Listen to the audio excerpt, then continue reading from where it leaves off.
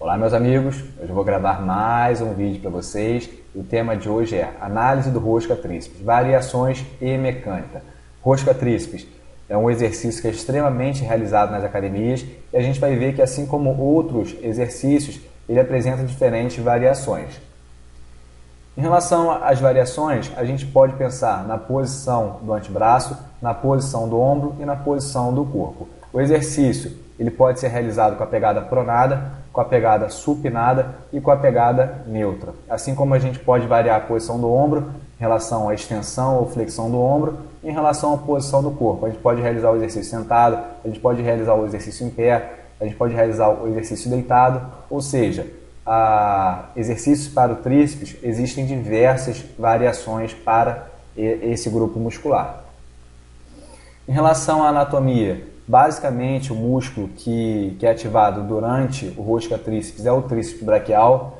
O tríceps braquial ele é formado por três cabeças, cabeça longa, cabeça lateral e cabeça medial. Essas três cabeças elas têm origem em processos anatômicos diferentes, porém elas se inserem distalmente no mesmo processo anatômico. A cabeça longa é a única porção que é biarticular, ou seja, ela realiza a extensão do ombro e a extensão do cotovelo. A cabeça lateral e a cabeça medial apenas realizam a extensão do cotovelo. Em relação à posição do ombro, a gente pode realizar o exercício com o ombro estendido, como o exemplo do tríceps coice, kickback, dependendo da região a gente tem variação de nomenclatura, e esse exercício ele parte de uma extensão do ombro e, como a gente viu, a cabeça longa é biarticular, ou seja, ela realiza a extensão do ombro e a extensão do cotovelo. Dessa forma, a cabeça longa ela se torna insuficientemente ativa durante a realização desse exercício, porque ela não consegue realizar a extensão do ombro e a extensão do cotovelo de forma potencializada. Em relação ao ombro flexionado, quando a gente faz, por exemplo, o tríceps francês, todas as porções elas partem de um pré-estiramento, ou seja, os músculos estão alongados. Então existe essa diferença em relação ao ombro estendido e em relação ao ombro flexionado. Ombro estendido, encurtamento da cabeça longa do tríceps, gerando uma insuficiência ativa para essa porção. Ombro flexionado, pré-estiramento de todas as porções. Em relação à biomecânica, extensão do cotovelo durante a fase concêntrica e flexão do cotovelo durante a fase excêntrica, ou retorno para a posição inicial. Em relação ao movimento articular, é um exercício que é uniarticular, ou seja, somente a articulação do cotovelo participa do movimento, gerando extensão e flexão do cotovelo. Alguns erros comuns que a gente pode observar durante a execução do rosca tríceps. Primeiro, movimentação do ombro. Muitas vezes os indivíduos não conseguem estabilizar a articulação do ombro, geralmente por causa da carga. Então, se a carga estiver muito alta, além do indivíduo realizar o movimento de flexão e extensão do cotovelo, às vezes também realiza o movimento de flexão e extensão do ombro, para compensar a incapacidade de gerar força somente com a articulação do cotovelo. Movimentação no tronco, muitas vezes o indivíduo também faz a oscilação do tronco para vencer a resistência e muitas vezes também é por carga maior do que ele consegue vencer. E alteração das curvaturas da coluna vertebral. Mais uma vez, cargas altas e perda de técnica. Então, vocês têm que evitar esses erros. Estabilizar o ombro e realizar somente o movimento na articulação do cotovelo, estabilizar o tronco e manter as curvaturas da coluna vertebral. Bem, espero que esse conteúdo tenha acrescentado para vocês. Curtam o canal do YouTube, que é Léo de Paiva Montenegro, e também curtam minha página no Facebook, que é Léo de Paiva Montenegro. Grande abraço para todos. Olá meus amigos, hoje eu vou gravar mais um vídeo para vocês e o tema que eu escolhi hoje foi análise das remadas, variações e mecânica. Geralmente quando a gente faz uso das remadas, o nosso objetivo principal é recrutar os músculos dorsais, mas a gente vai ver que dependendo da variação que a gente utilize, alguns músculos são mais enfatizados que outros. Em relação às variações, a gente pode pensar em relação à posição do antebraço. Então a gente pode realizar uma remada com a pegada neutra. A gente pode realizar uma remada com a pegada supinada e a gente pode realizar uma remada com a pegada pronada. Essa primeira foto representa uma remada com a pegada neutra, na qual a palma da mão está voltada uma para a outra. A segunda foto representa uma remada com a pegada supinada, na qual a palma da mão está voltada para frente. E a terceira foto representa uma remada com a pegada pronada, na qual a palma da mão está voltada para baixo. Aqui a gente tem uma foto que representa o antebraço em supinação, o antebraço em posição neutra e o antebraço em uma situação de pronação. Outra variação que a gente pode utilizar em relação à posição do corpo, então a gente pode realizar exercícios sentados, exercícios em pé com o tronco curvado. Tá? Caso você utilize a remada curvada, é importante que seu aluno ele tenha músculos estabilizadores do tronco forte para que ele consiga manter a postura durante a execução. Você pode utilizar aparelhos, barras, halteres, entre diversos outros recursos. Então você vai selecionar qual é a variação que você vai utilizar e a gente vai ver que dependendo da posição do antebraço e do exercício que você realize, a biomecânica deles é diferente. Então, em relação à anatomia da remada, basicamente os músculos que são recrutados é o latíssimo no dorso, os romboides, o deltoide espinhal, o trapézio, o bíceps braquial, o braquial e o bráquio radial e o tríceps cabeça longa. Alguns músculos atuam na articulação do ombro, na extensão, como o latíssimo no dorso, o deltoide espinhal e o tríceps cabeça longa. Outros atuam na flexão do cotovelo, como o bíceps braquial, braquial e o bráquio radial. E outros têm uma atuação na escápula, como o trapézio e os romboides, por exemplo. Quando você faz o exercício com a pegada neutra e realiza uma extensão do ombro, existe uma ênfase maior para o latíssimo do dorso, e quando você faz o exercício com a pegada pronada, geralmente você modifica o movimento da articulação do ombro, que se torna uma abdução horizontal. Dessa forma, os romboides e o deltoide espinhal eles são um pouco mais ativados. Então, uma das diferenças que a gente vai ver de quando a gente realiza a pegada neutra para a pegada pronada é que o movimento articular do ombro ele modificando também a ênfase em alguns grupos musculares. Esse aqui é uma análise da biomecânica da pegada neutra. Então, quando você faz a pegada neutra, a fase concêntrica ela é caracterizada pela extensão do ombro, flexão do cotovelo e retração da escápula.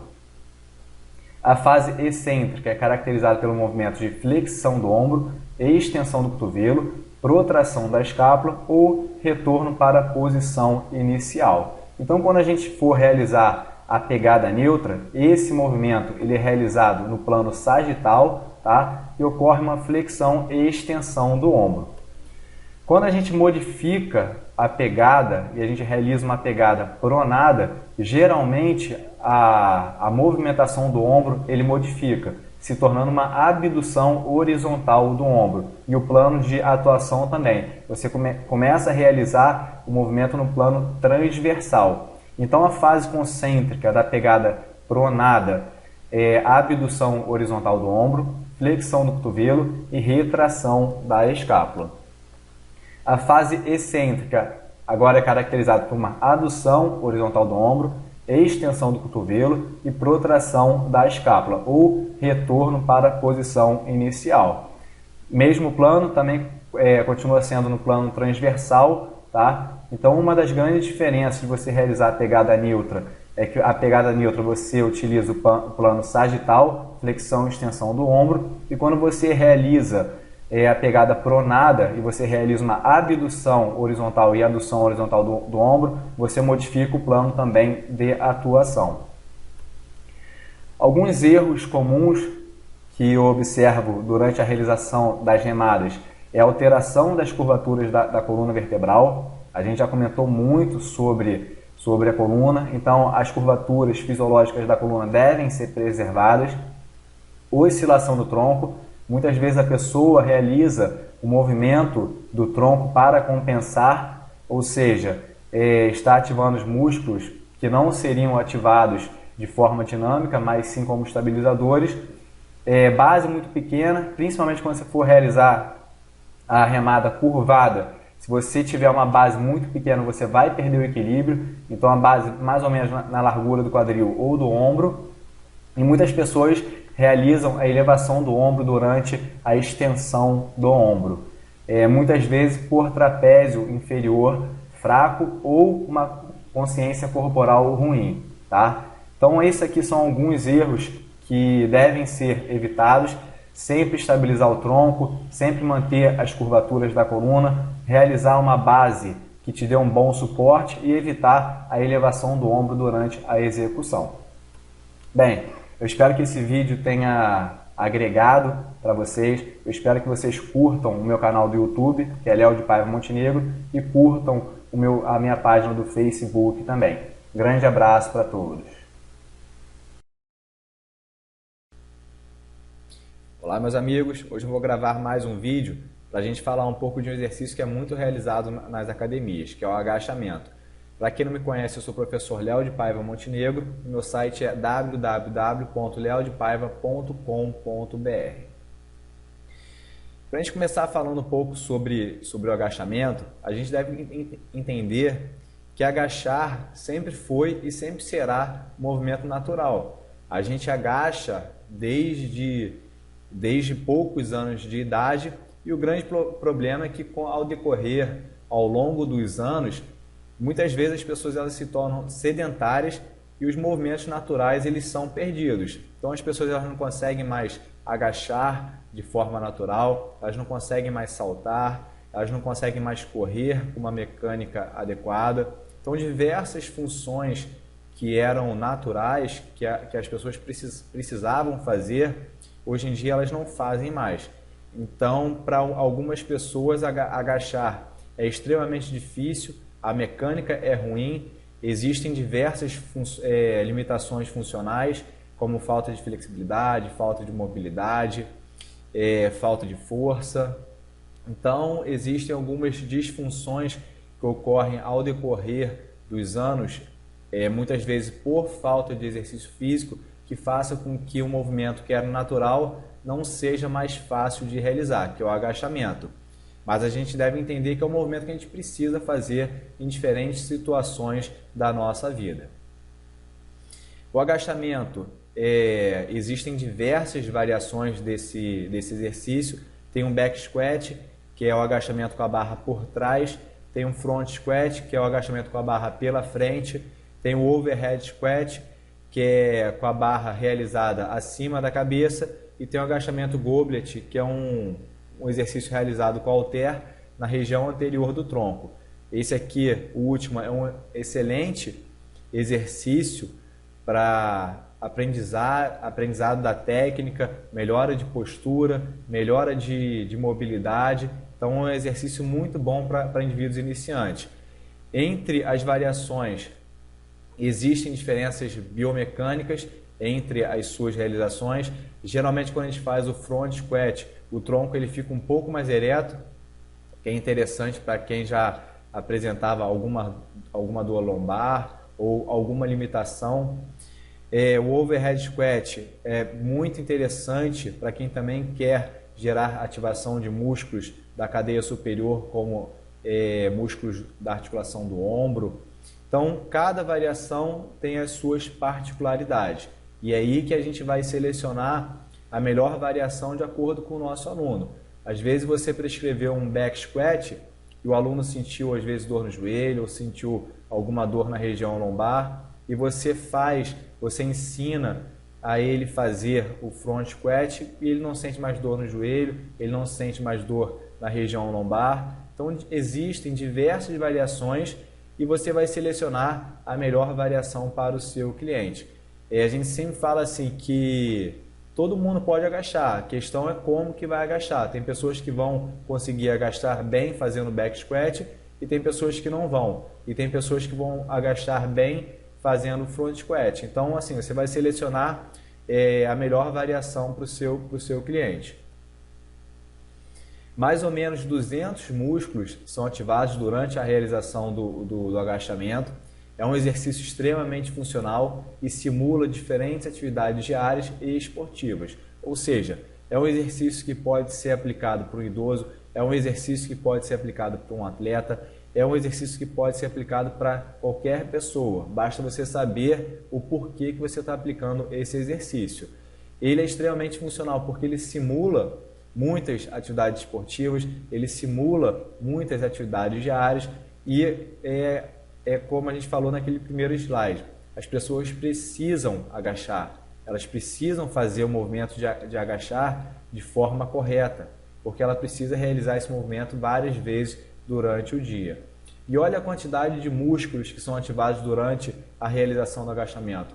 Mais ou menos 200 músculos. São muitos músculos que são ativados ao mesmo tempo. Além de você economizar tempo realizando o agachamento, você estimula uma grande parte do seu corpo em um só exercício. A gente tem mais ou menos 660 músculos no nosso corpo. Olha quantos músculos que a gente ativa durante o agachamento, mais ou menos 200 músculos. Então é uma coisa a se pensar quando a gente prescreve o exercício agachamento. A biomecânica do agachamento na fase excêntrica basicamente é composta pela flexão do quadril, flexão do joelho e dorsiflexão do tornozelo. E na fase concêntrica ou a fase da subida é extensão do quadril, extensão do joelho e flexão plantar do tornozelo. E um slide que eu sempre uso nos cursos, né? A escolha é sua. Aqui tem uma pessoa que não costuma realizar o agachamento e na outra foto uma pessoa que costuma realizar o agachamento. Como a gente viu, o agachamento ele estimula muitos grupos musculares e é um exercício extremamente interessante.